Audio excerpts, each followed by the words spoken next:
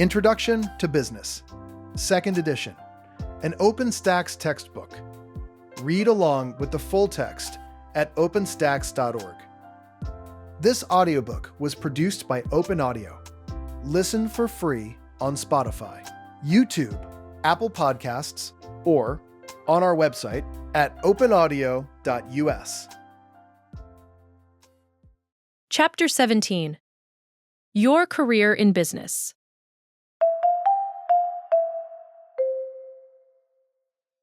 Introduction. Learning outcomes. After reading this chapter, you should be able to answer these questions. 1. How can you enhance your interpersonal skills? 2. Why is learning to plan so important in your education and in the real world? 3. What skills should you develop that can transfer easily to your professional life and make it a success? 4.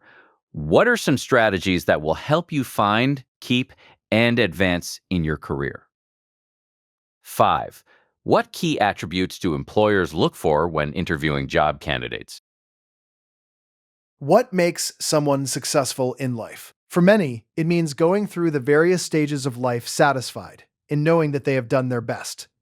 Their best at work and home, in health and mind, in self and relationships, and in all pursuits of life. A big part of having a happy life is pursuing a career that offers job satisfaction. And for many, an education helps to unlock opportunities that can lead to professional and personal fulfillment. An education can help you to get and keep a better job. Because the world is changing rapidly, and many jobs rely on new technology, more jobs require education beyond high school. With a college education, you will have more jobs from which to choose. Earn more money. People who go to college usually earn more than those who do not. Education beyond a high school diploma is worth between $5,000 and $10,000 a year. That salary increase grows with the more education you attain, whether in the form of advanced degrees, certifications, or licenses. Get a good start in life. A business education helps you acquire a wide range of knowledge in many subjects, as well as a deeper understanding of your specialized area of business. Simply stated, an education in business gives you the chance to pursue and achieve the satisfaction in life you deserve. The knowledge, experience, networking connections, and additional purchasing power of a degree won't guarantee a satisfying life and career, but it can put you well onto the road to finding it.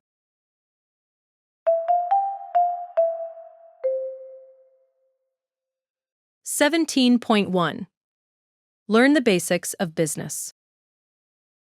You might want to pursue a career as a physician, small business owner, financial analyst, information technology professional, or any of 1,000 other opportunities. One thing that many careers have in common is that you need to have a basic understanding of business. Regardless of the career field you choose, having solid business skills will be of benefit. The concepts covered in this text give you a good foundation of the business environment to take into your career, whatever that may be. Choose a career. Because this introductory business course gives you a detailed overview of all the major areas of business, it will guide you in selecting a major should you elect to get a degree in business. Choosing a career path is an important decision.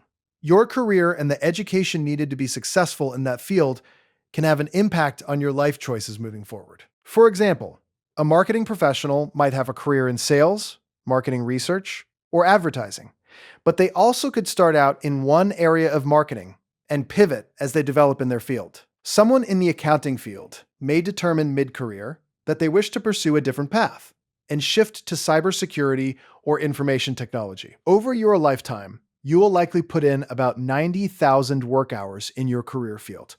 Your path might go in various directions based on your stage of life and changing interests. The key is doing something that you can find rewarding and satisfying.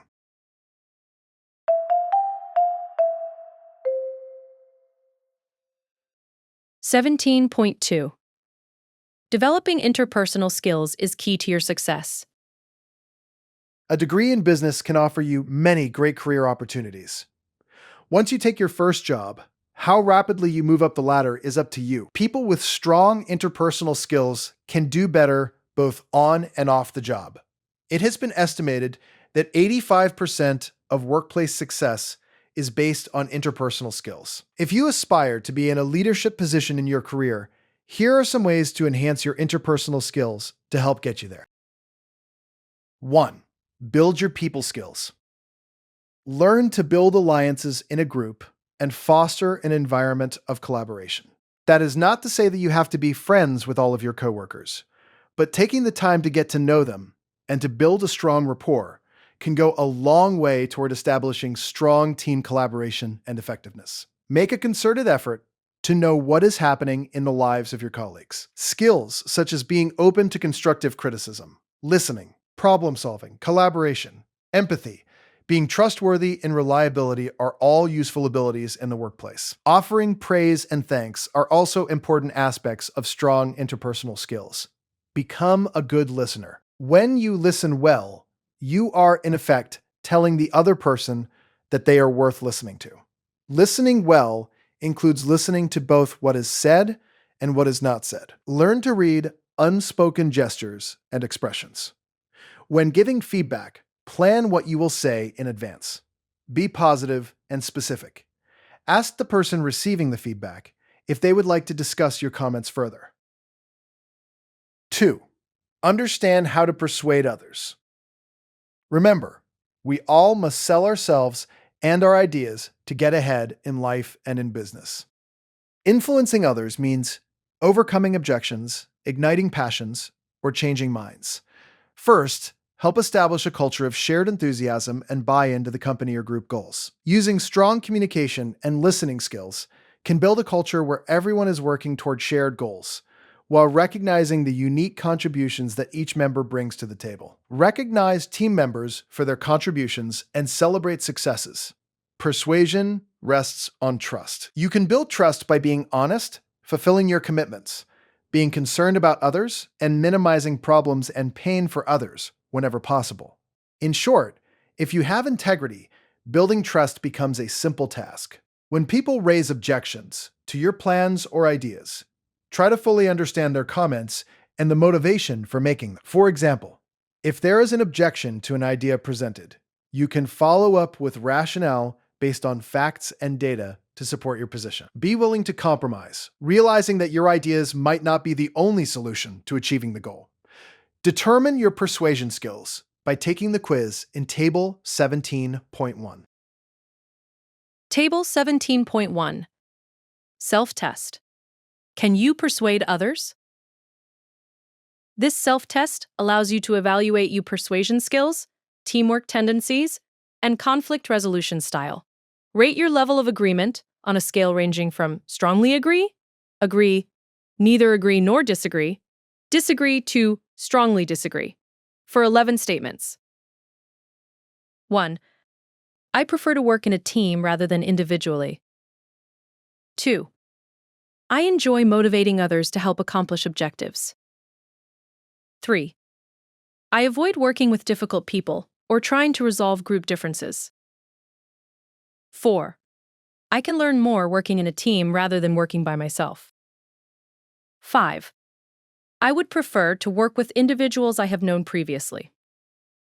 6. I give up if my team members do not agree with me. 7. I may not always convince my team members to agree with my opinions, but I will go ahead and do what I feel is correct. 8. I think people who can persuade others always possess sound judgment. 9. I will do the work myself if others do not agree to do it. 10. To get the work done, I will listen to a person to understand how they want it to be done. 11. I can get people to voluntarily make commitments and get the work done. Refer to the scoring guidelines at the end of the chapter to obtain your score. 3.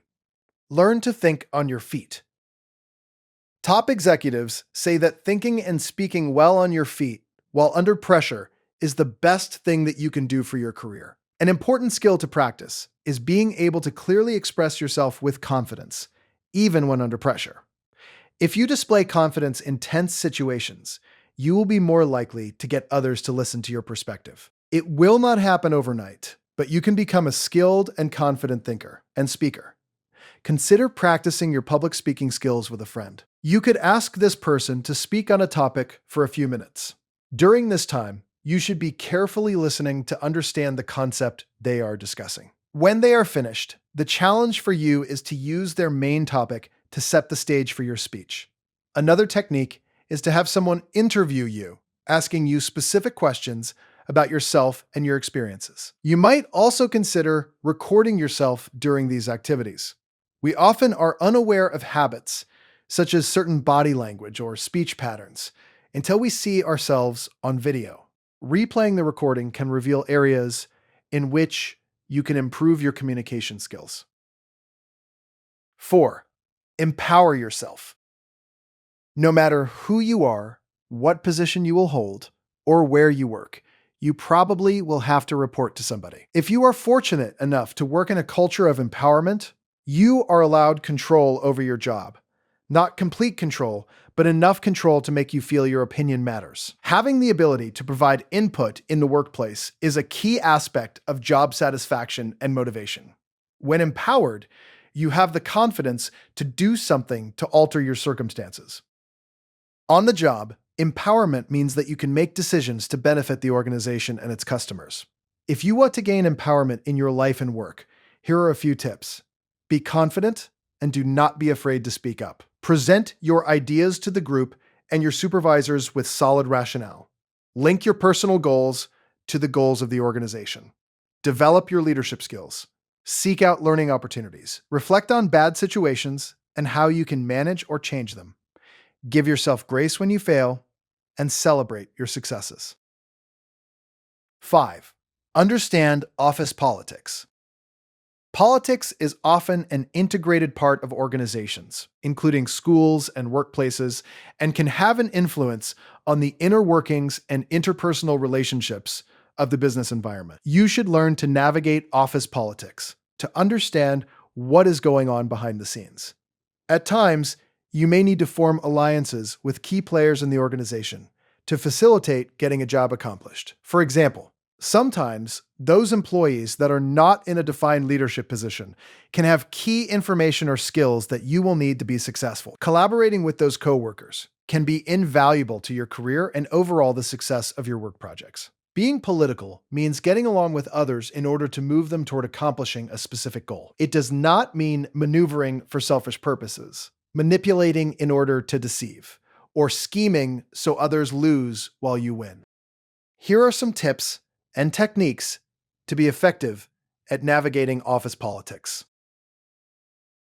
Think about what you say. Understand the effect your words will have on others before you say or write them. Empathize. Try to think of a situation from the other person's perspective. Suggest a trial period if you meet opposition to an idea you're proposing. If you are as successful as you are confident, you can then ask to have the trial period extended. Learn about the political climate in which you are working. This means knowing, among other things, what actions have led to failure for others, knowing who is in and why, determining who is out and why, and learning what behaviors lead to promotion. Volunteer to do the jobs no one else wants to do. Occasionally pitching in shows your willingness to get the job done, and being a team player goes a long way to building your credibility in an organization. However, care should be taken to not over-volunteer for tasks far outside of your work duties. This could take away from the job you were hired to perform, and that could reflect poorly on your evaluations. Work hard to meet the needs of those in authority. Make certain you fully understand management's requirements. Then go out of your way to meet them. If in time you do not think you are getting the recognition or respect you deserve, make your own needs known. Give credit to others. You never know who may be in a position to help you in the future, regardless of their position in the firm. Consequently, the best policy is to treat everyone with respect and dignity. Show your appreciation to everyone who has helped you. Do not steal credit that belongs to someone else. Learn your supervisor's preferences. The more you are aware of your supervisor's style, wishes, and preferences, the better you can work together. However, try not to simply mimic your supervisor's style. Instead, understand how to work with the manager while maintaining your style and voicing your ideas and/or concerns. Maintain confidentiality and privacy. Resist the temptation to spread rumors or share overly personal information in the workplace. Not only do you run the risk of sharing false information about others, but you also risk others viewing you in a negative light for spreading rumors. If you are revealing information told to you in confidence about a coworker or even the company itself, you risk losing the trust and respect of your colleagues. Try to avoid sharing too much about your personal life in the workplace, and consider setting your social media profiles to private. Negative public information about your private life can reflect poorly on you in the workplace or possibly even on your employer. Find out how well you play the political game by taking the quiz in Table 17.3. 6. Become a team builder. Throughout your college and business career, you will participate on teams. You can expect some level of teamwork in nearly all organizations. An effective team is one that meets its goals on time. And if a budget is involved, within budget. It is important that the team have good communication skills, a culture of collaboration, and clear goals that are tied to the larger organizational goals. Table 17.2 lists the questions that teams should answer to ensure their success. Table 17.2. Key questions that teams should answer before starting a project. 1. What are the goals? 2. Who provides the mission statement? 3. What are our limits? 4. Where will support come from? Who will be our sponsor? 5. Who will be team leader? How is that person selected? 6. What are the deadlines we face? 7. What resources are available? 8. What data will we need to collect? 9. For how long will our team exist? 10. Who are the customers for our team results? What do they expect of us? 11. Will our team responsibilities conflict with our regular jobs? 12. What is the reward for success? 13. How will decisions be made? 14. How will our efforts be measured? 15. Will our intended success be replicated?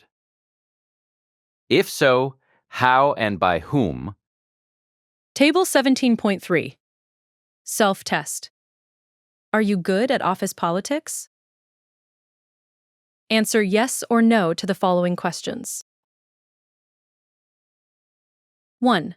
To be successful, you should have a strong relationship with your boss, peers, and subordinates. 2. Office politics is not very challenging. 3. Tough people give you a tough time but also teach you tough lessons. 4. Networking and observation play a major role in being good at office politics. 5. There are no ethics or morals in office politics. 6. Corporate politics is not about the individuals. It is about the survival of the corporation. 7. Office politics is the only way you gain real access to your boss's ear. 8. Those who avoid being political at work may not move forward in their careers, may find themselves resentful and frustrated, and run the risk of being isolated. 9. If you do all of the work on a project, you won't tell the boss because you don't want your coworkers to get in trouble. 10. When faced with gossip and rumors, you prefer to be silent but aware. 11. To succeed in office politics, you should seek a win-lose situation. 12. If a person in authority is out to get rid of you, a good tactic would be to establish allies and position yourself for another job in the company. 13. If you have made any significant contribution to a project, you always make sure that others know about it, which, in turn, adds to your reputation. See the scoring guidelines at the end of this chapter to obtain your score. 7. Handle conflict well. The world is not a perfect place, and there are no perfect people living in it. The best we can hope for is people's willingness to improve life's circumstances. If we are truly committed to the idea of reducing conflict in organizations, there is much we can do to inspire such willingness in others. Bringing conflict into the open has its advantages. Talking about conflict often helps to clear the air, and thinking about the possibility of conflict often helps to avoid it. When conflicts occur, try the kind technique. The letters in the word kind stand for K stands for kind. I stands for informed. N stands for new. D stands for definite. The technique involves your requesting a meeting with the difficult person, whether they is having a conflict with you or with others. Start off with kind words, words that encourage cooperation, words that show your determination to make the conflict situation better. Next, demonstrate that you have taken the time to learn more about the person, what is important to them, what they prefer in terms of work. Show by your words that you have taken the time to become informed about the individual. The third step requires you to do something novel, something you have not tried before. Put your creativity to work and discover a plan to which you can both subscribe. For example, document the main issues and possible solutions in a shared file. Finally, do not permit the exchange to conclude until you have made a definite overture to ensure future success. What can you promise the other person you will do differently? What are you asking them to do differently? Set a time to meet again and review your individual attempts to achieve collective improvement.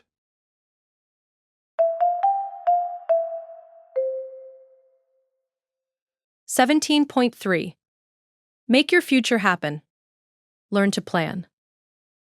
There is a natural conflict between planning and being impulsive, between pursuing a long-range goal and doing what you feel like doing right now. If you have ever had to study while the rest of the family was enjoying a show, you know what that conflict feels like. If you have ever been invited out to dinner with friends, but stayed home to work on a class assignment, you know that sticking to a plan is not easy. Of course, planning and being impulsive both have a place in your life. You need to balance them. Having a plan does not mean that you can't act on the spur of the moment and do something that was not planned. Spontaneous events can produce some of the happiest, most meaningful times of your life. Problems arise when you consistently substitute impulsive actions for goal-oriented planning. Success in life requires a balance between the two. If you do not engage in long-range planning and lack the discipline for it, you may limit your opportunities to be impulsive. For example, if you have not planned for the expense associated with a weekend trip out of town with friends, you may not be able to go. In the short run, planning involves sacrifice, but in the long run, it gives you more options. What is a plan? A plan is a method or process worked out in advance that leads to the achievement of some goal. A plan is systematic, which means it relies on using a step-by-step procedure. A plan also needs to be flexible so that it may be adapted to gradual changes in your goal. The planning process. Whether choosing a career path or where to apply for a job, you should understand how the planning process helps you accomplish your goals. The following steps outline the planning process. Step 1. Set a goal. Identify something you want to achieve or obtain, your goal. The goal, which is usually longer term in nature, will require planning, patience, and discipline to achieve. Step 2. Acquire knowledge. Gain an understanding of your goal and what will be required to achieve it. Gather information about your goal through research, conversation, and thought. Step 3. Compare alternatives. Weigh your options, which are the different paths you might take to achieve your goal. Analyze the pluses and minuses of each, the costs, the demands, the likelihood of success. Step 4. Choose a strategy. Select one option as the best plan of action. The choice is based on sound information, the experience of others, and your own interests and abilities. Step 5. Make a commitment. Resolve to proceed step by step toward achieving your goal. Keep your eyes on the prize. Step 6. Stay flexible. Evaluate your progress, and when necessary, revise your plan to deal with changing circumstances and new opportunities. An example of planning. The following example illustrates the process of buying new Bluetooth earbuds using this planning process. Step 1. Set a goal. Purchase a pair of wireless headphones. Step 2. Acquire knowledge. Ask friends if you can try out their headphones. Study standards and specifications. Check on retailers, brands, models, and prices. Research brands through trusted online sources. Step 3. Compare alternatives. Alternative 1.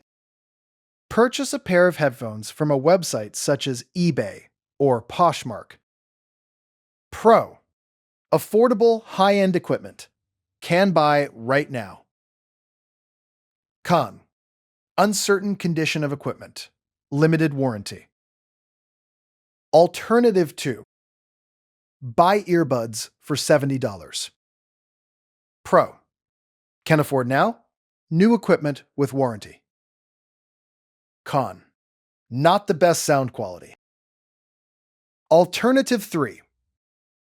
Buy a high-quality pair of earbuds for $300. Pro. Excellent sound. New equipment with warranty. Con. Costs more than prepared to pay now.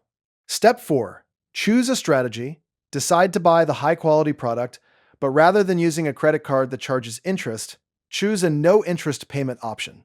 Buy now, pay later, such as Affirm or Afterpay, that splits the total cost into smaller payments.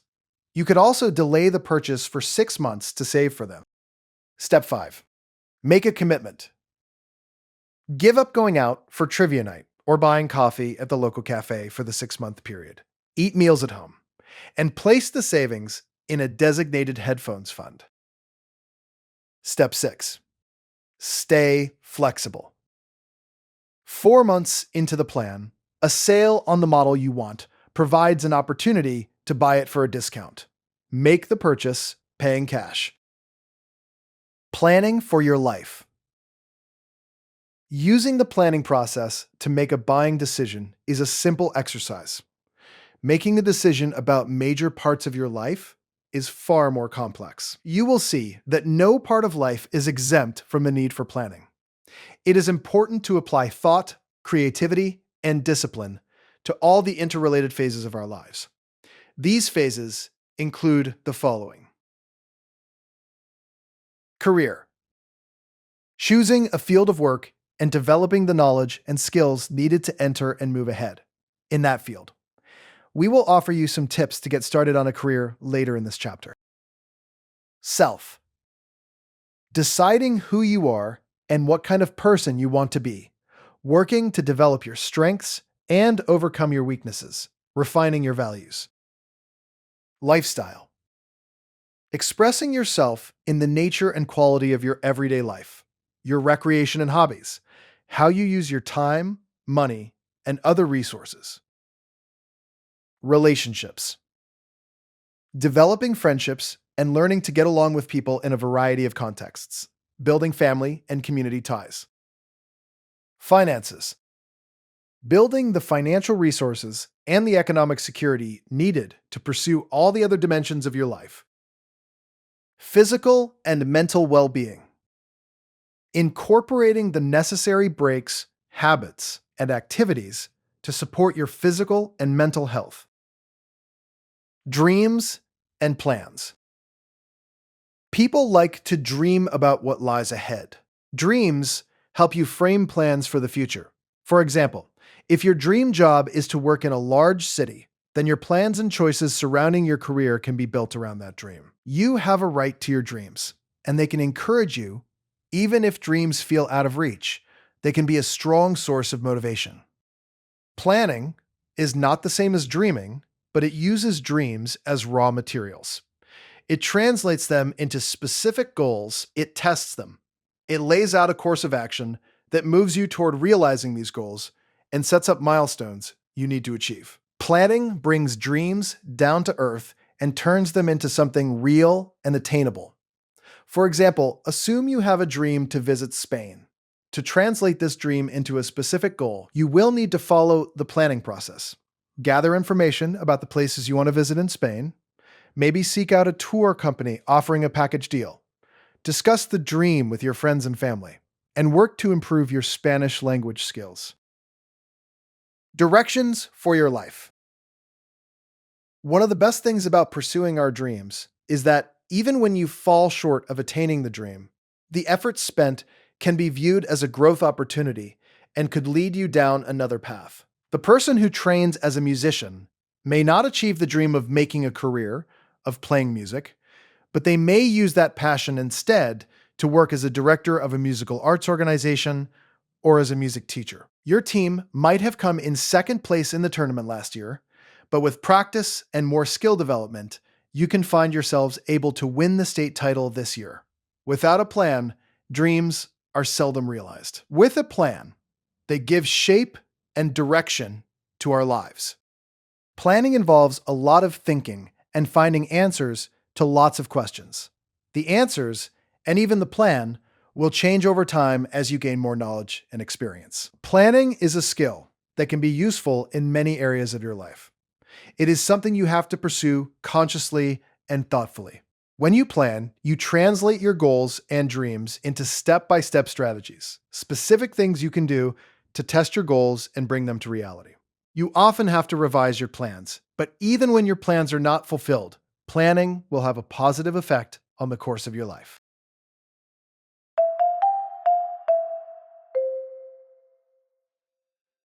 Seventeen point four.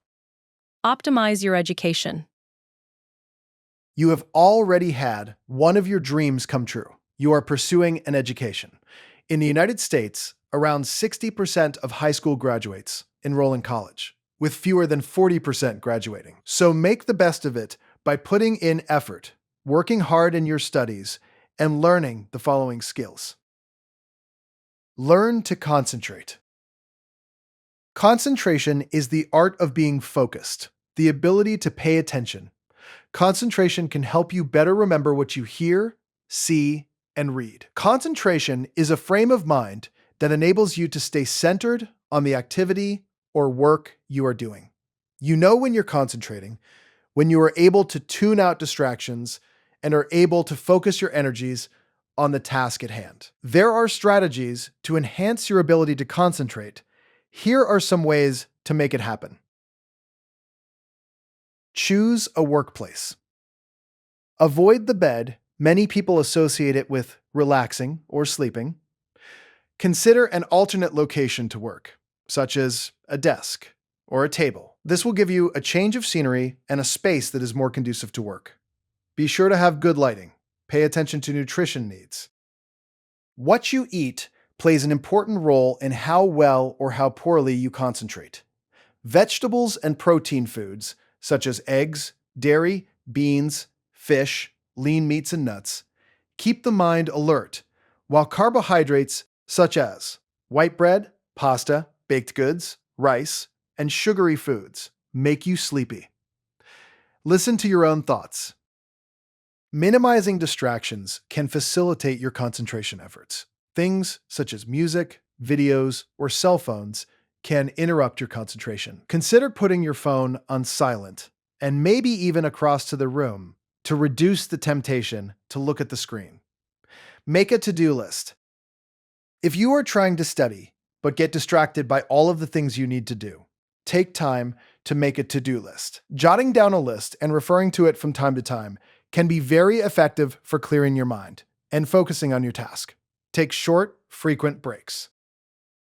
Research indicates that you can concentrate effectively for about 15 to 20 minutes before your concentration begins to fade. Therefore, it makes sense to capitalize on your natural body rhythms and take a short break every 20 to 30 minutes. If you feel you are fully concentrating and involved in a task, then work until a natural break occurs. Learn to manage your time. There are two ways to make sure you have more time in a day. The first and most important way to gain more time is to plan it. Think about planning a group outing with your friends. You need to know where you are going and have a plan to get there. Without a plan, you will waste your time and take longer to get to your destination. If you get there at all, find a way to keep track of your weekly tasks and assignments. This could be a physical planner, or it could be a calendar/planner app on your phone or computer. Using a method to record your tasks is an effective way to plan your week or day. Also, by capturing the information, by writing it down or adding it to your virtual calendar, you do not have to expend the mental energy trying to remember it all. A second way to gain more time in a day is to do more in less time. This can be as simple as doubling up on activities. For example, if you have several errands, consider the most efficient way to tackle all three. Can you combine trips? Can you map your route to make the most of your time and travel distance? If you commute, you could use this time to study or work on other tasks. You might utilize your lunch break to organize your notes for a class. Use your imagination as to how you can get more done in less time. Here are some ideas to help you better manage your time. Prepare for the morning the night before. Put out your clothes, make lunches, grab your laptop and any other materials you need for the day. Get up 15 minutes earlier in the morning. Use the time to plan your day, review your assignments, or scroll through the top stories of the day. Schedule a realistic day. Avoid planning for every minute. Leave extra time in your day for breaks and travel time. Leave room in your day for the unexpected. This will allow you to do what you need to do, regardless of what happens. If the unexpected never happens, you will have more time for yourself. Do one thing at a time. Try to avoid doing too many things at a time. We can multitask to a certain degree, but often become inefficient by trying to do too many tasks at one time. Concentrate on the here and now. Learn to say no. Saying no helps you establish healthy boundaries that protect your time and your mental health. Choosing to skip events or activities when you just don't have the time or energy can preserve that energy and time for other tasks. How well do you manage your time? Take the quiz in Table 17.4 to find out. Table 17.4. Self-test. How well do you manage your time? This self-test helps listeners evaluate their time management habits, scheduling tendencies, and delegation skills.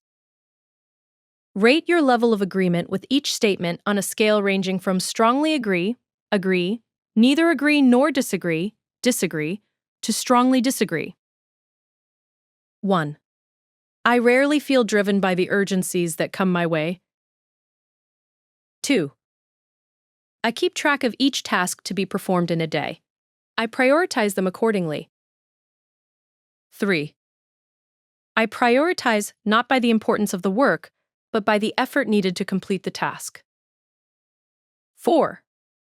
I can manage my schedule without preparing a weekly plan that includes specific activities.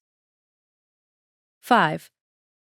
I always want to do all the work myself, thinking I can do it better than anyone else. 6. I use the weekends for social time with others. 7. I can delegate work to people so that the work gets done on time and the people feel they are a part of the team. 8. I allow time for the unexpected things I cannot control. 9. If something doesn't happen as per my schedule, it doesn't get done. 10. To accomplish a set of objectives doesn't mean to avoid other unexpected problems. 11. I seldom work outside of my assigned hours. 12. I would rather have technology complete a task if it can be done faster than if I performed it manually. 13. I feel it is easier and time-saving to try new ways of doing things. 14. I always find time to do what I want to do and what I should do. Refer to the scoring guidelines at the end of the chapter to obtain your score. Use your money wisely. You may be funding your education through several different sources, including the following: grants and scholarships. This refers to aid you do not have to repay. Grants are usually based on need, while scholarships are frequently based on academic merit or other qualifying factors. Educational loans. These are usually subsidized by federal and state governments, private lenders, or the colleges themselves.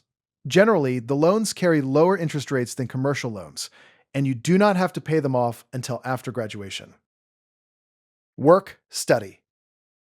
This is federal financial aid to assist with your living expenses while in school. You typically work on campus part-time. There are many ways to cut the cost of going to college. Consider these. Going to a community college can often save you money in the long run. You could take core, transferable courses at the community college before finishing at a four-year institution. Attending a nearby college and living off campus rather than in campus-provided housing. Enrolling in one of hundreds of colleges and universities with cooperative educational programs that alternate between full-time studies and full-time employment. Taking a full-time job at a company that offers tuition reimbursement or assistance. To learn about college costs and financial aid, consider visiting the website of the College Board, a not-for-profit organization that connects students to college success and opportunity. Some of the important topics covered at www.collegeboard.org include explaining financial aid, facilitating the application process, and finding colleges that fit. There are other websites that also offer information on financial aid. www.fastweb.com. FastWeb has a database of more than 1.5 million private sector scholarships, grants, and loans. www.ed.gov. This is the U.S. Department of Education information site for federal aid programs, including student loans and grants. Gain some insight into your money management skills by taking the quiz in Table 17.5. Table 17.5. Self-test. Are you good at managing money? Rate your agreement with each statement from strongly agree to strongly disagree. 1. I eagerly wait for the day I get my paycheck because my bank balance is generally below the minimum. 2. I have set my savings and spending priorities and have a budget. 3. When I go shopping, I don't buy anything unless it is on sale or is required. 4. I can easily spend money when I am in school. 5. I can differentiate between what I want and what I truly need. 6. I always utilize all the credit available on my credit cards. 7. I don't need to plan for my or my family's future education needs because there are financial support programs available. 8. I do not have an account for saving money. 9. I was raised where I always felt that money was tight. 10. Credit cards have been useful to me during times of emergency. 11. It is easy for me to resist buying on credit. See the scoring guidelines at the end of the chapter to obtain your score. Study well. To set yourself up for success in any course, complete your assignments on time. Assignments given by the instructor are often used to reinforce key concepts covered. Reading the textbook or other course materials is also good practice to help you be successful in mastering content in a class. If you don't complete an assignment when it is due, not only will you be at a disadvantage in the class, you will have additional work to add to your schedule, your final course grade could be impacted, and you might miss getting feedback from your instructor that is needed to do well on future assignments. Second, know what material to study. This may sound simple, but all too often students do not ask what material they should study and find out too late that they studied the wrong information. The easiest and most accurate way to learn what will be covered on a test is to take good notes when in class or when studying the material. If you have questions about what might be on a particular test, often you can reach out to the instructor for some guidance. Tests are one tool used to evaluate your knowledge of particular concepts. Tests can be designed to not only ask you to memorize or recall specific information, but also to give you the opportunity to think critically about a topic or apply a concept to a real-life scenario through extended response questions. To help yourself remember items such as dates, definitions, or terms, you can use memory devices that have been proven to work. Recite information using your own words. You will learn more when you reinforce your learning in as many ways as possible. You can reinforce your learning through hearing, writing, reading, reviewing, and reciting. Develop acronyms. Acronyms are words or names formed from the first letters or groups of letters in a phrase. Acronyms help you remember because they organize information according to the way you need or want to learn it. For example, COD means cash on delivery, and GDP refers to gross domestic product. When you study for a test, be creative and make up your own acronyms. Try mnemonic sentences, rhymes, or jingles. Mnemonic sentences are similar to acronyms. They help you organize your ideas. But instead of creating a word, you make up a sentence. Creating a rhyme, song, or poem can make the information even easier to remember. The more creative and unique the sentence or poem, the easier it can be to remember. Take, for example, the 9 planets, listed in order according to their distance from the Sun. Mercury, Venus, Earth, Mars, Jupiter, Saturn, Uranus, Neptune. The first letters of these words are M, V, E, M, J, S, U, N. An acronym using these letters would be difficult to remember, but if you create a sentence using the letters in order, you will remember the sequence better. For example, my very easy method just speeds up naming. Visualize. Visualization refers to creating or recalling mental pictures related to what you are learning. Have you ever tried to remember something while taking a test and visualized the page the information was on? This is your visual memory at work. Visualization is important for memory because it engages multiple areas of the brain at the same time. Research indicates that using visualization when studying can increase test scores by more than 10%. Table 17.6 helps you evaluate your study skills. Table 17.6. Self-test. Do you have good study habits? Answer yes or no to the following questions. 1.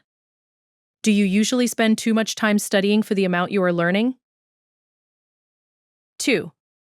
Do you spend hours cramming the night before an exam? 3. Do you find it easy to balance your social life with your study schedule? 4. Do you prefer to study with sound around you? 5. Can you sit for long periods and study for several hours without getting distracted? 6. Do you always borrow notes/materials from your friends before the exam? 7. Do you review your class notes periodically throughout the semester while preparing for tests? 8. Is it easy for you to recall what you studied at the beginning of the semester? 9. Do you need to change your reading learning style in response to the difficulty level of the course? 10. Do you normally write your papers or prepare for your presentations the night before they are due? 11. Do you feel comfortable contacting the instructor and asking questions or for help whenever you need it? 12. Do you prefer to study lying relaxed or sitting in a more formal setting, like at a workspace or table? See the scoring guidelines at the end of this chapter to obtain your score. Become a pro at taking tests. Test-taking skills involve developing strategies to efficiently pull key terms from the question and using those to formulate your answer. Time management is also important while taking a test. You need to be sure to pace yourself so that you can answer all questions fully in the time allowed. Tests are evaluations of what you know and what you can do with what you know. Here are the rules of the test-taking game. Tip 1. Act as if you will succeed. Thought is powerful. When you think negative thoughts, your stress level rises. Your confidence level may drop, which often leads to feelings of failure. When this happens, think about success. Smile and take deep, slow breaths. Close your eyes and imagine getting the test back with a good grade. Tip 2. Arrive ahead of time. Arriving to a test a bit early can help ease some anxiety and give you an opportunity to get prepared. If your test is in an online format, give yourself time before you begin the test to get your physical and mental space prepared. You will have a better chance focusing, relaxing, and preparing yourself for the test if you have ample time. Tip 3. Bring the essential testing tools. Don't forget to bring the necessary testing tools along with you, including materials that you may need, such as your laptop, charged, calculator, or writing instruments if necessary. If you are taking an exam online, be sure you have the items required for monitoring, such as having your laptop camera operational. Tip 4. Preview the test before beginning. Here's how to do a preview. Listen to instructions and read directions carefully. Look at the total number of questions and the point value of each. Decide how much time you can spend on each question and still finish the test on time. Budget your time. If you budget your time and stick to your time limits, you will be more likely to complete the test in the amount of time given. Use the test as an information tool. Be on the lookout for clues that answer other questions. Frequently, instructors will test you on a single topic in more than one way. Tip 5. Make notes. Before beginning the test, write down key terms, formulas, dates, and other important information in the white space on the test paper. Tip 6. Complete the easy questions first. Answering easy questions first helps build your confidence. If you come across a tough question, mark it so you can come back to it later. Avoid spending so much time on a challenging question that you might run out of time to answer the questions you do know. Tip 7. Know if there is a guessing penalty. Chances are your tests will carry no penalty for guessing. If your time is about to run out and there is no penalty, take a wild guess. On the other hand, if your test carries a penalty for guessing, choose your answers wisely and leave blank the answers you do not know. Tip 8. Avoid looking for patterns. Have you ever changed your answer because it seemed there were too many B answers, only to learn that B was correct? Try to refrain from detecting patterns in your answers. Rarely are there distinct patterns to answers that you can discern. Use your knowledge and choose the best answer. Tip 9. Be clear in responses. If you are taking a written test, make sure your handwriting is legible. This increases the likelihood that the instructor will correctly interpret your responses.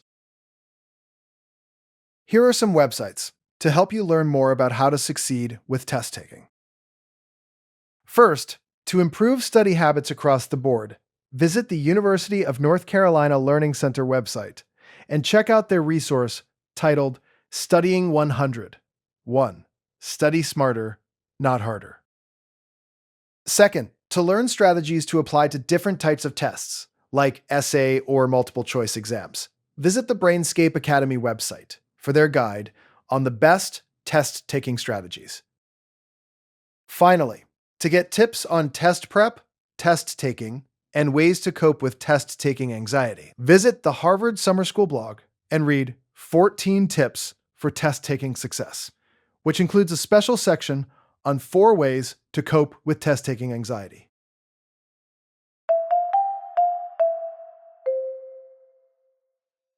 "17.5. Get your career off on the right track." Keep this section in mind, as you might want to refer back to it during the remainder of your educational journey. This section will give you advice and tactics that can help you to find, keep, and advance in that job that is perfect for you. You think positively.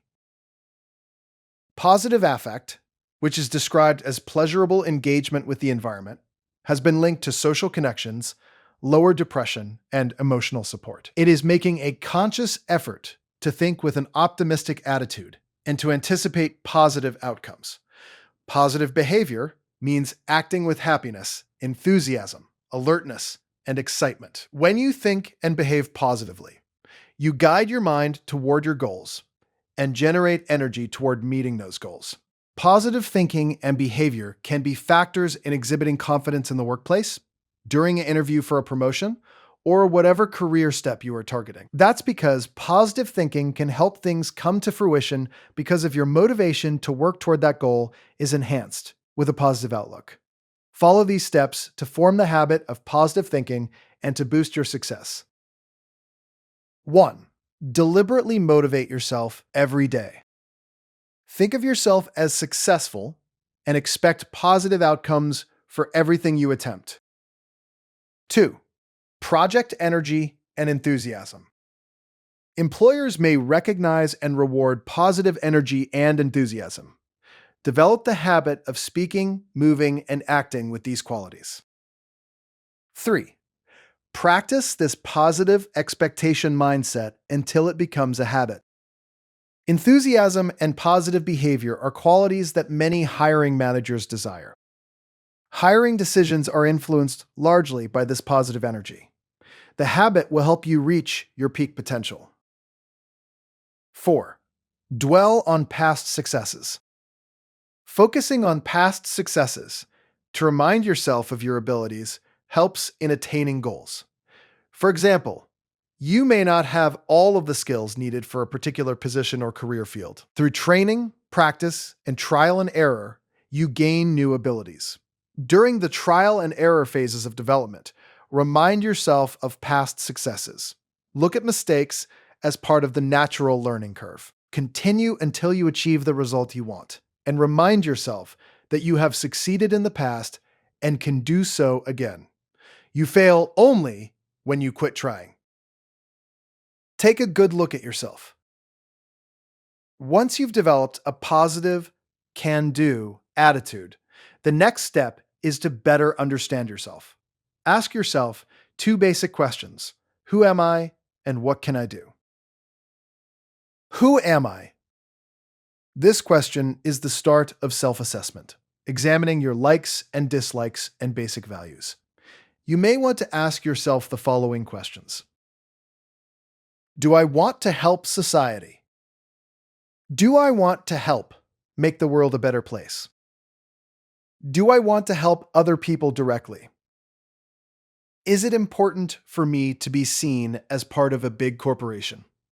Or do I prefer to be part of a smaller organization? Do I prefer working indoors or outdoors? Do I like to meet new people? Do I prefer working alone? Are you assertive? Assess your assertiveness by taking the quiz in Table 17.7. What can I do? After determining what your values are, take the second step in career planning by asking, what can I do?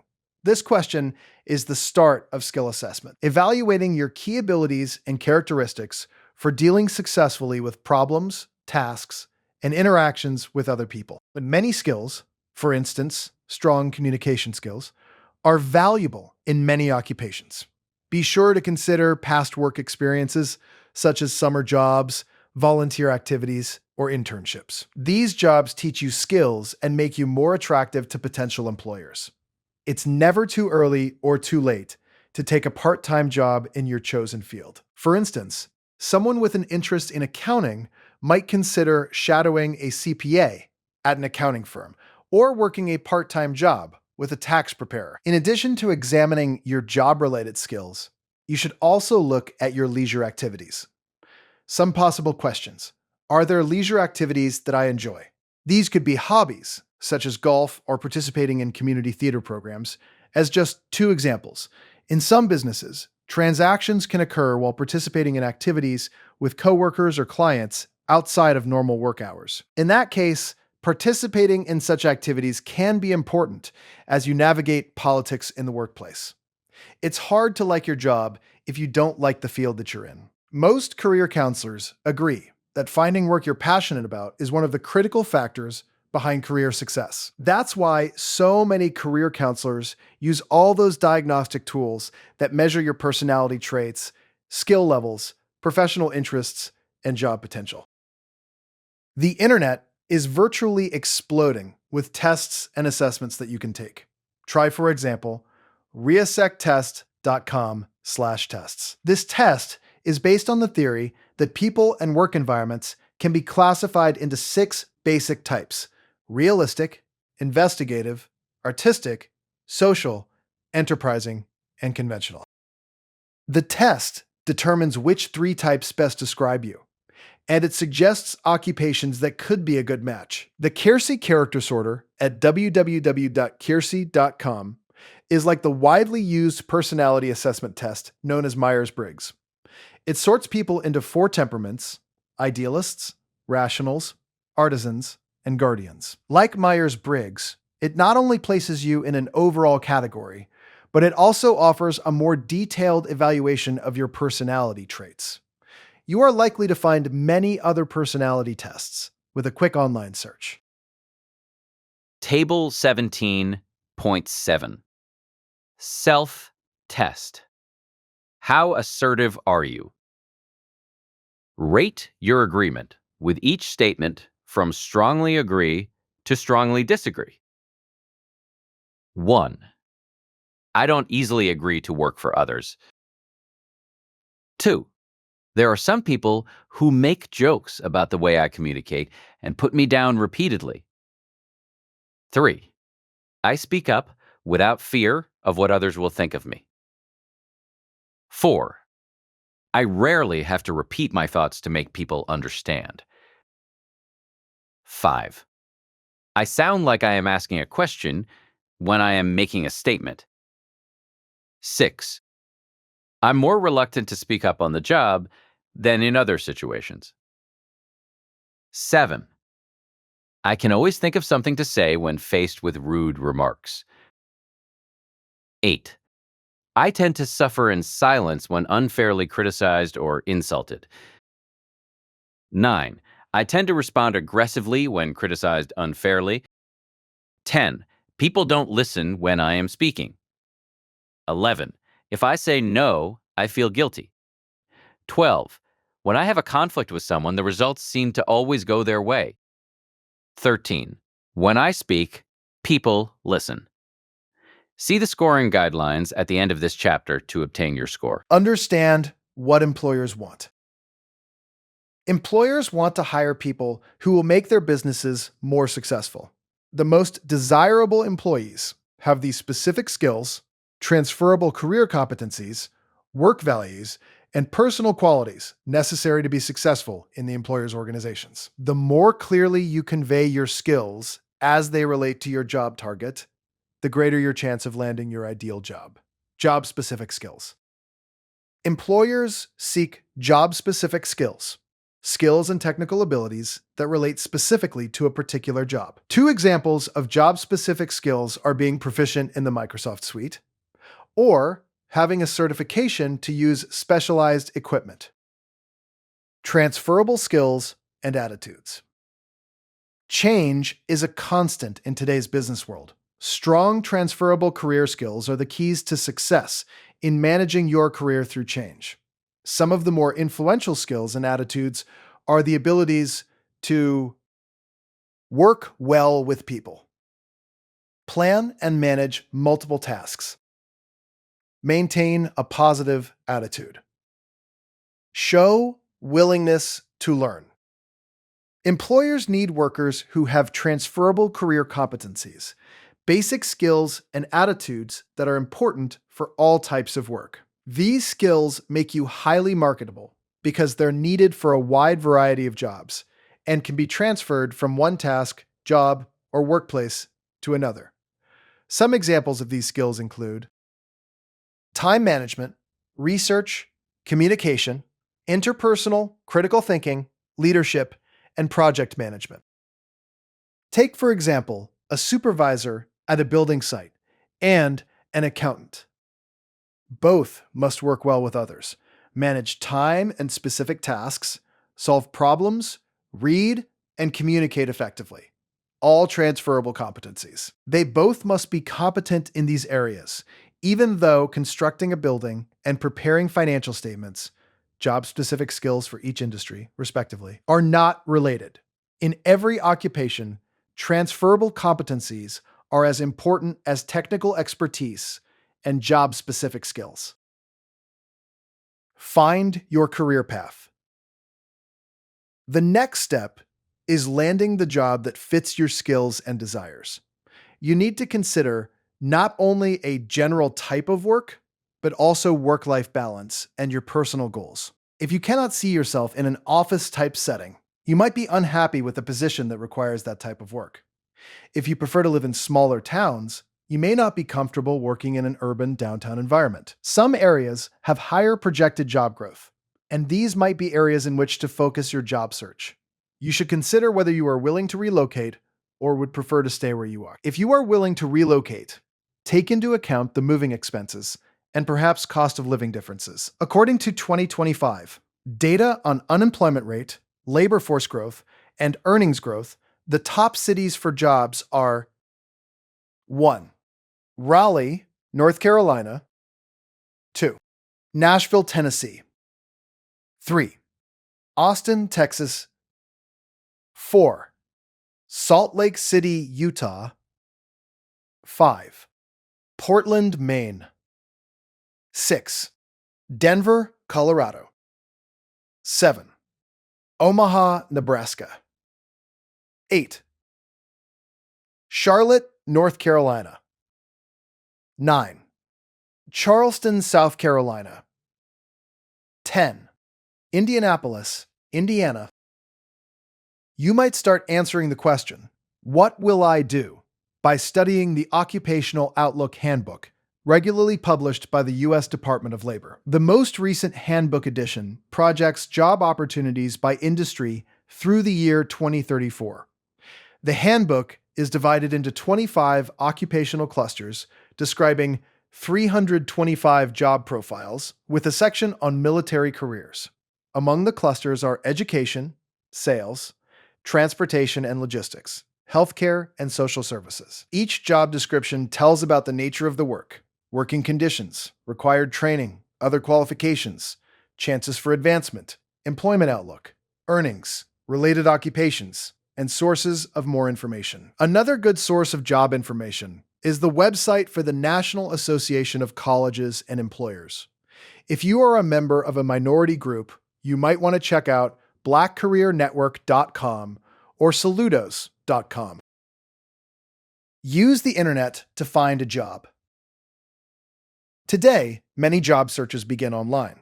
You might also consider your network of friends, family, former coworkers, or professors as a source of job leads. You may still be supplying a paper copy of your resume to a potential employer, but often those submissions are online. You will need to research best practices when it comes to creating a resume and where to post it, as well as submitting it through a company's website. Consider creating or updating your LinkedIn profile to reflect that you are currently seeking a new job opportunity. LinkedIn is a great resource to utilize during your job search activities. Through the site, You can search for specific job titles, companies, or even employees of your dream firm. You could reach out to connect with individuals through the site and ask questions that you may have about a job in that company or the industry as a whole. LinkedIn can greatly expand your network and possibly open up opportunities that you would not have found otherwise. Let's start with the resume. There are thousands of job-related sites and millions of resumes on the internet. To break through the clutter, you must start with a great resume, a written description of your education, work experience, personal data, and interests. There are plenty of online resources that can provide you with tips and actual templates to use when creating your resume.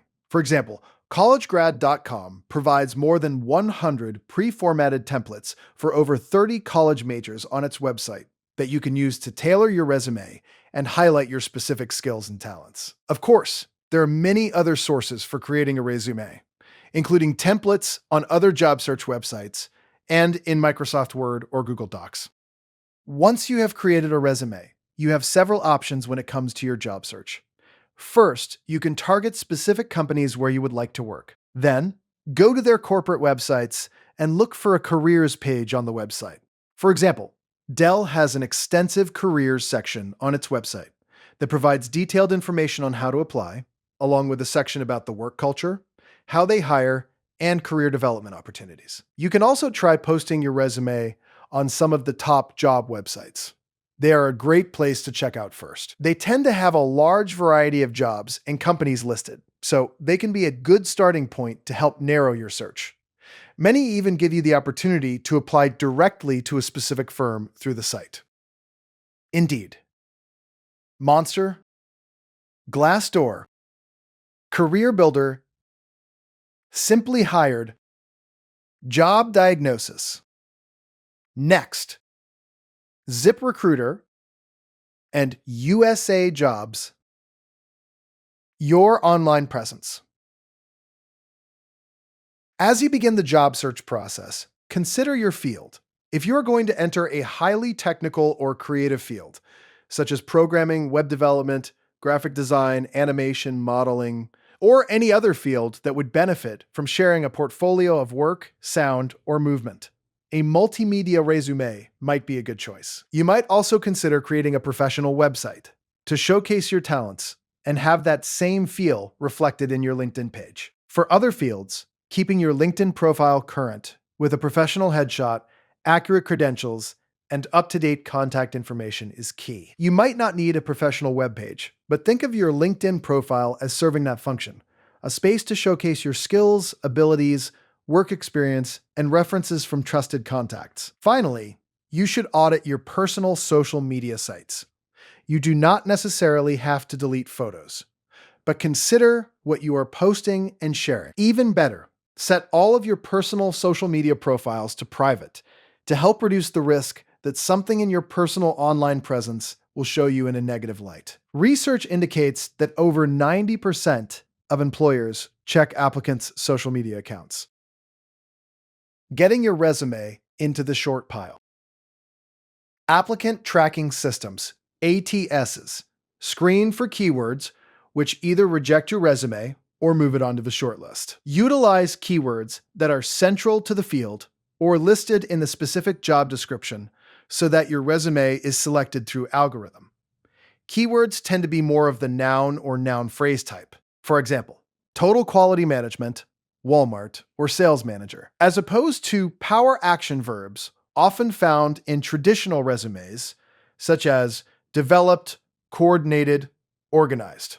Every occupation and career field has its own jargon, acronyms, and buzzwords. There are also general keywords that apply to transferable skills important in many jobs, such as teamwork, writing, and planning. Use these tips for adding effective keywords to your resume. The best source of keywords is the actual job listing, which is likely to contain many, if not all, of the keywords that an employer will use to search the resume database. Include plenty of keyword nouns and noun phrases throughout your resume. If you have a summary of qualifications section at the beginning of your resume, try not to repeat verbatim the contents of this section. If you are applying for technical positions, you can list your skills, separating each noun or phrase by a comma. In some fields, a simple list of skills does not sufficiently describe the job seeker's background. Where appropriate, include accomplishments as well, but be sure to include enough keywords to satisfy the ATS searches. There are several ways to determine what keywords are appropriate for your industry and job. Look through recent job postings online. Certain words will reappear consistently. Those are your key words. Make sure your resume contains the keywords and concepts used in the particular job listing you are applying to. Talk to people in the career field you are targeting and ask them what keywords are appropriate to the positions you are applying to. Research specific company websites that appeal to you in terms of getting a job with that specific organization, and review the About Us section. Try to use some of the keywords the company uses to describe its corporate environment as part of your resume descriptions. Visit professional association websites and read the content carefully. Many of these are loaded with industry-related vocabulary that may be appropriate for your resume. You should try to get experience or insight into the career field you are targeting. This could be through a formal internship, a job, a mentorship, or even through a job shadowing opportunity. Even if the experience is short in duration, this will give you a valuable glimpse into the field and help you build the verbiage to include on your resume. Moreover, you will gain valuable experience that you can highlight on your resume to catch the attention of hiring professionals. I've landed a job interview. If some of the companies you contacted want to speak with you, your resume achieved its goal of getting you a job interview. Look at the interview as a chance to describe your knowledge and skills and interpret them in terms of the employer's specific needs. To make this kind of presentation, you need to do some research on the company. A great place to start is the company's own corporate website. As you do your search, build your knowledge in the following areas. This information will help you during the interview and give you items to build questions around, to ask the hiring manager.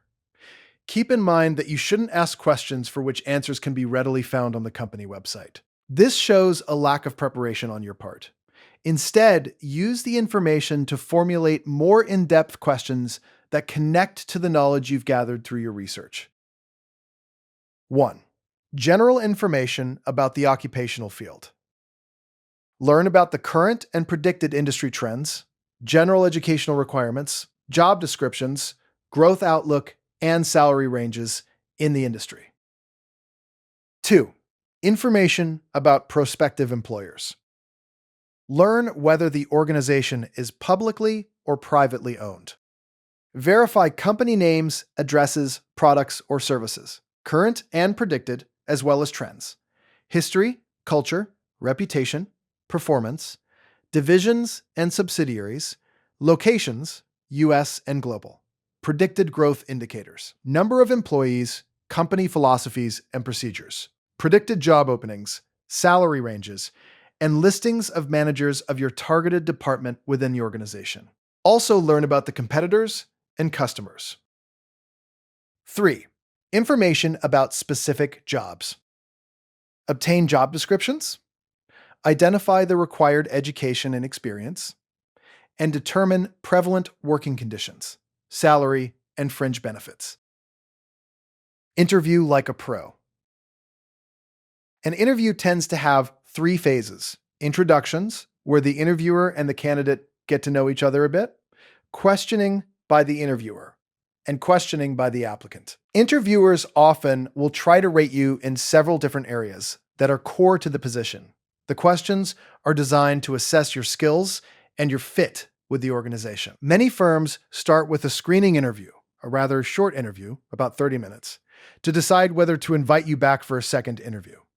Sometimes screening interviews will take place over the phone or virtually. These interviews may not be with the hiring manager, but instead with a representative from the HR department.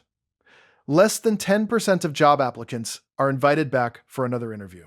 The second interview is generally an hour or so in length. This too can be virtual, but would likely include the hiring manager and maybe others in the department to which you are applying. After the meetings, someone from the Human Resource Department will discuss other application materials with you and tell you when an offer of acceptance or rejection is likely to be sent. The wait may be weeks or even months. Many applicants send follow-up letters in the meantime to show they are still interested in the firm. For the interview, you should dress professionally, appropriate to the industry. Plan to arrive about 10 to 15 minutes ahead of time. Try to relax, smile, and make eye contact with, but do not stare at, the interviewer. Body language is an important communicator. The placement of your hands and feet and your overall posture say a good deal about you. Here are some other tips for interviewing like a pro. 1. Concentrate on being likable. As simplistic as it seems, research proves that one of the most essential goals in successful interviewing is to be liked by the interviewer. Interviewers want to hire pleasant people others will like working with on a daily basis. Pay attention to the following areas to project that you are highly likable. Be friendly, courteous, and enthusiastic. Speak positively. Smile. Use positive body language. Make certain your appearance is appropriate. Make eye contact when you speak. 2. Project an air of confidence and pride. Act as though you want and deserve the job, not as though you are desperate. 3. Demonstrate enthusiasm. The applicant's level of enthusiasm often influences employers as much as any other interviewing factor. The applicant who demonstrates little enthusiasm for a job will never be selected for the position. 4. Demonstrate knowledge of and interest in the employer. I really want this job is not convincing enough. Explain why you want the position and how the position fits your career plans. You can cite opportunities that may be unique to a firm, or emphasize your skills and education that are highly relevant to the position. 5. State your name and the position you're seeking. When you enter the interviewer's office, begin with a friendly greeting and state the position you're interviewing for. Hello, Miss Levine. I'm Bella Reyna. I'm here to interview for the accounting position. If someone has already introduced you to the interviewer, simply say, "Good morning, Ms. Levine."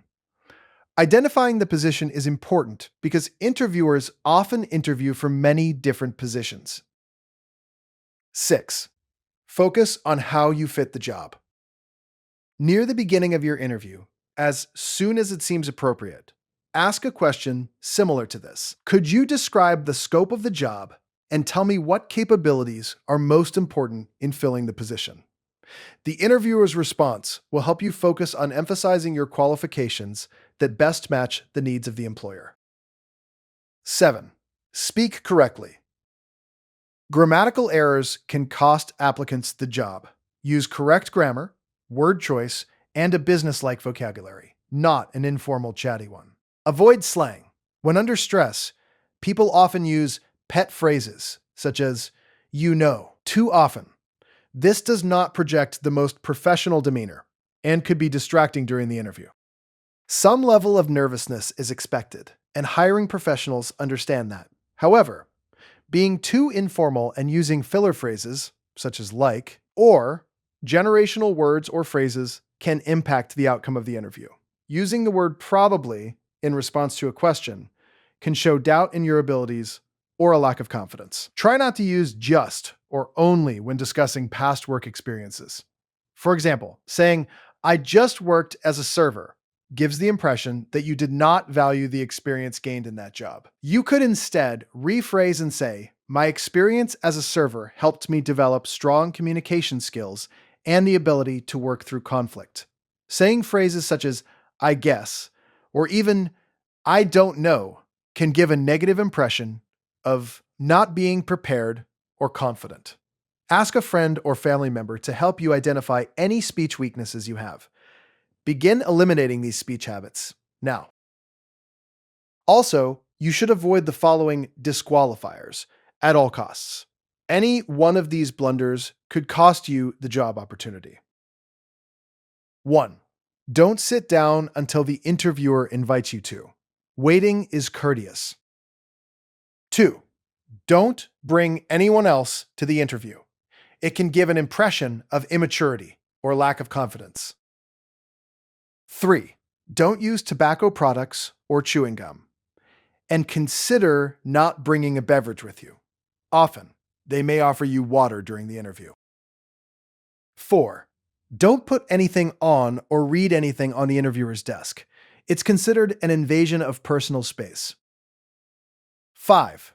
Make sure your breath is fresh. Having a mint before you begin the interview might be a good idea. 6.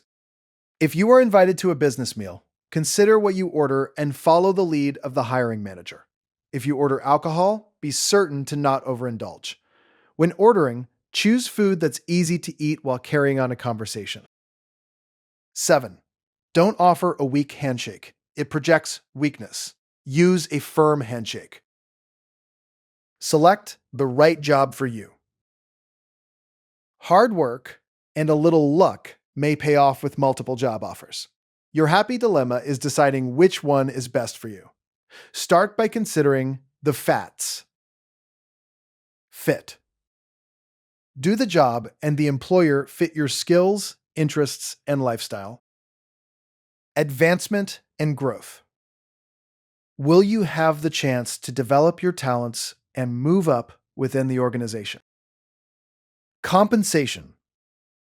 Is the employer offering a competitive salary and benefits package? Training. Will the employer provide you with the tools needed to be successful on the job? Site. Is the job location a good match for your lifestyle and your budget? A great way to evaluate a new location is through Zillow.com or Realtor.com. Sites such as these offer tools to help estimate the cost of moving, cost of living, and other aspects of your new location. Many offer calculators to determine how much it will cost to ship your possessions. Crime rates, demographic, economic, and climate information is also available on many sites. You can often find resources for both home purchasing and rentals through these resources. Start your new job. No time is more crucial and possibly nerve-wracking than the first few months at a new job. During this probationary period, the employer decides whether a new employee is valuable enough to keep and, if so, in what capacity. Sometimes, the employee's whole future with the company rides on the efforts of the first few weeks or months.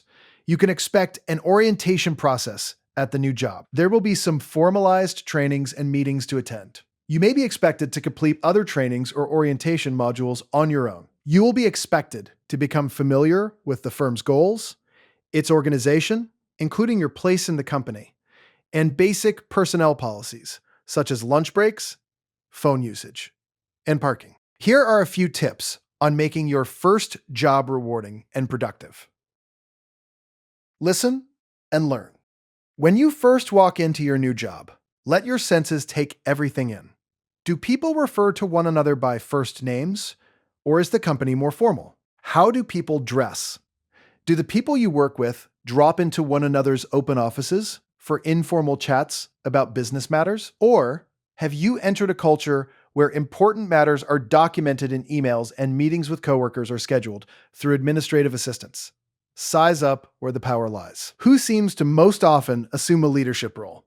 Who is the person others turn to for advice? Why has that person achieved that position? What traits have made this person a political leader? Don't be misled by what others say, but also don't dismiss their evaluations. Make your own judgments based on what you see and hear. Effective listening skills help you learn your new job responsibilities quickly. Take the quiz in Table 17.8 to see if you are a good listener. Do unto others. Be nice. Nice people are usually the last to be fired and among the first to be promoted. Don't be pleasant only with those who can help you in the company. Be nice to everyone. You never know who can help you or give you information that will turn out to be useful. Genuinely nice people make routine job assignments, and especially pressure-filled ones, more pleasant. And people who are dealt with pleasantly usually respond in kind. Don't start out as a rule breaker. If every new employee tried to change tried and true methods to suit their whims, the firm would quickly be in chaos. Individual needs must adhere to established procedures. Devote yourself to getting things done within the system. Every manager realizes that it takes time for a new person to adjust. But the faster you start accomplishing things, the faster the boss will decide that you were the right person to hire. Find a great mentor. Poor leadership can lead to lower job satisfaction. Good jobs can easily be ruined by supervisors who hold you back. In contrast, your career will soar when you have a great mentor helping you along the way. If you find a job with a super mentor, jump at the chance to take it. Table 17.8. Self-test. Are you a good listener? Rate your level of agreement with the statements below using a scale from strongly agree to strongly disagree. 1. A person who takes time to ask for clarification about something that might be unclear is not a good listener. 2. While listening, I am distracted by the sounds around me. 3. I try to not only understand what is being said, but also analyze the strength of any ideas that are being presented. 4. I ask questions, make observations, or give opinion when necessary for clarifications. 5. While I am listening, I avoid eye contact, but am polite. 6. I am tempted to judge a person whether or not they are a good speaker. 7. I feel more comfortable when someone talks to me about a topic that I find interesting. 8. I always make a mental note of key phrases and points that strike me as important points of concern that require a response. 9. The amount of focus I have on a speaker is impacted by their style of communication. 10. A good listener requires a good speaker. See the scoring guidelines at the end of this chapter to obtain your score. Moving up. Once you have been on the job for a while, you might be thinking of the position as a long-term endeavor and may be considering how to be promoted or get ahead in the firm. Table 17.9 offers several suggestions for improving your chances of promotion. The first item might seem a bit strange, yet it's there for a practical reason. If you don't really like what you do, you won't be committed enough to compete with those who do.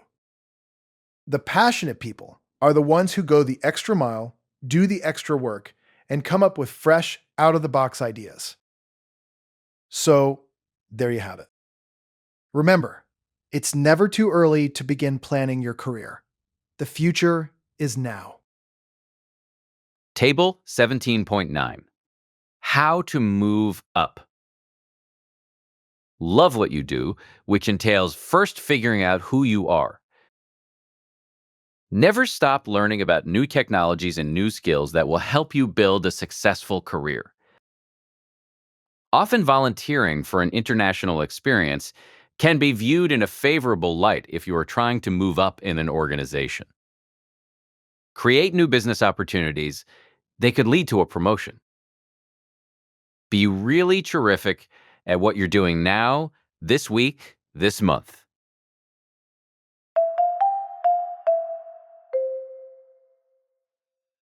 .6 Self-test scoring guidelines. After you answer the questions in each of the self-tests that appear in this chapter, determine your score and evaluate your skills using the following scoring guidelines. Table 1 Scoring Guidelines. Can you persuade others? To calculate your total score, apply the following point values based on your answers. For questions 1, 2, 4, 8, 10, and 11, score 5 points for strongly agree, 4 points for agree, and 0 points for neither agree nor disagree. Disagree or strongly disagree. For questions 3, 5, 6, 7, and 9, score 0 points for strongly agree. Agree, neither agree nor disagree. 4 points for disagree, and 5 points for strongly disagree. Interpreting your results. If your score is between 40 and 55, you have an excellent ability to persuade others. A score between 30 and 39 means you have reasonably good persuasion skills. However, you may need to improve your listening and communicating skills. A score below 30 means that you might need to work on your persuasion skills. Consider researching how to improve this skill set. Table 2. Self-test. Are you good at office politics? For questions 1, 3, 4, 7, 8, 10, 12, and 13, give yourself 1 point if you said true. For questions 2, 5, 6, 9, and 11, give yourself 1 point if you said false. If your score is 9 or below, you may be good at managing your work, but you need to improve your political skills. Navigating office politics means working through interpersonal relationships and sometimes even conflicts to accomplish goals. It might also mean forming alliances with coworkers or employees in other departments who might help you in the workplace. If your score is low, consider researching ways to better navigate office politics and review the tips offered in the chapter. Table 4, Scoring Guidelines. How well do you manage your time? To calculate your total score, apply the following point values based on your answers.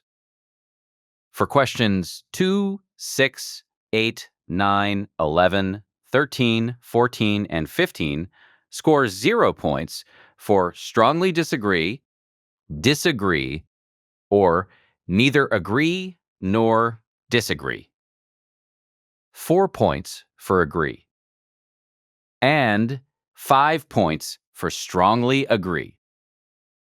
For questions 1, 3, 4, 5, 7, 10, and 12, score 5 points for strongly disagree, 4 points for disagree, and 0 points for neither agree nor disagree, agree, or strongly agree. Interpreting your results. If your score is 60 or higher, you have excellent time management skills. Congratulations, you use your time well. If your score is below 60, consider finding ways to better manage your time.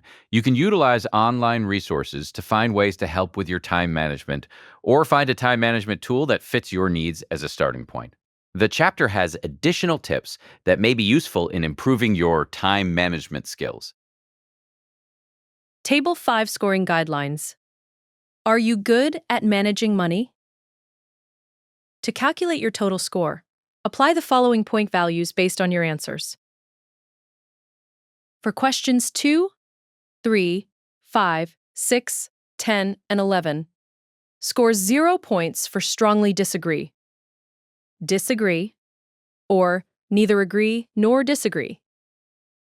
4 points for agree, and 5 points for strongly agree. For questions 1, 4, 7, 8, and 9, score 5 points for strongly disagree, 4 points for disagree, and 0 points for neither agree nor disagree, agree, or strongly agree.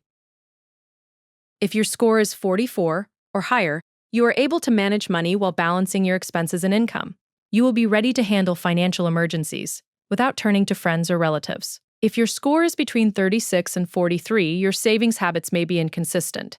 To achieve better savings, control your expenses and avoid unnecessary purchases.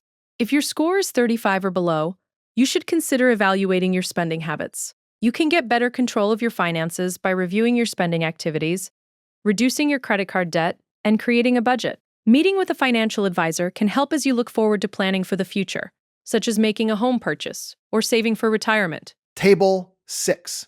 Self-test. Do you have good study habits? If you answered yes to questions 3, 5, 7, 8, and 11, give yourself 1 point for each answer. If you answered no to questions 1, 2, 4, 6, 9, 10, and 12, give yourself 1 point for each answer. If your score is 10 or above, congratulations, you have good study habits. If your score is below 10, read the tips offered in the chapter on improving your study skills. You may also meet with someone at your school to help maximize your study time. Table 7, Scoring Guidelines. How assertive are you? To calculate your total score, apply the following point values based on your answers. For questions 1, 3, 4, 7, 9, and 13, score 5 points for strongly agree, 4 points for agree, and 0 points for neither agree nor disagree, disagree, or strongly disagree. For questions 2, 5, 6, 8, 10, 11, and 12, score 0 points for strongly agree, agree, or neither agree nor disagree, 4 points for disagree, and 5 points for strongly disagree. If your score is 44 or higher, you stand up for your rights while showing respect for others. You quickly respond to unfair criticism. You should be able to fare well in office politics. If your score is 43 or lower, you may want to consider ways to become more comfortable communicating your ideas and opinions and managing your relationships with others. Table 8, Scoring Guidelines. Are you a good listener? To calculate your total score, apply the following point values based on your answers. For questions 3, 4, 8, and 9, score 5 points for strongly agree, 4 points for agree, and 0 points for neither agree nor disagree, disagree, or strongly disagree. For questions 1, 2, 5, 6, 7, and 10, score 0 points for strongly agree, or neither agree nor disagree, 4 points for disagree, and 5 points for strongly disagree. Listening is an important communication skill that will help you succeed in your career. By becoming an effective listener, you gain respect from your colleagues, pick up insights and ideas on improving your job performance, and develop a skill that is important in managing others. If you have a score of 32 or above, then you are a good listener. If your score falls below 32, you need to improve your listening skills. Search the internet for articles and ideas on becoming a better listener, and begin practicing your new skills with your friends and coworkers. This has been Introduction to Business, 2nd edition, from OpenStax. OpenStax textbooks and this free audiobook are covered under a Creative Commons license. The full text is available at www.openstax.org.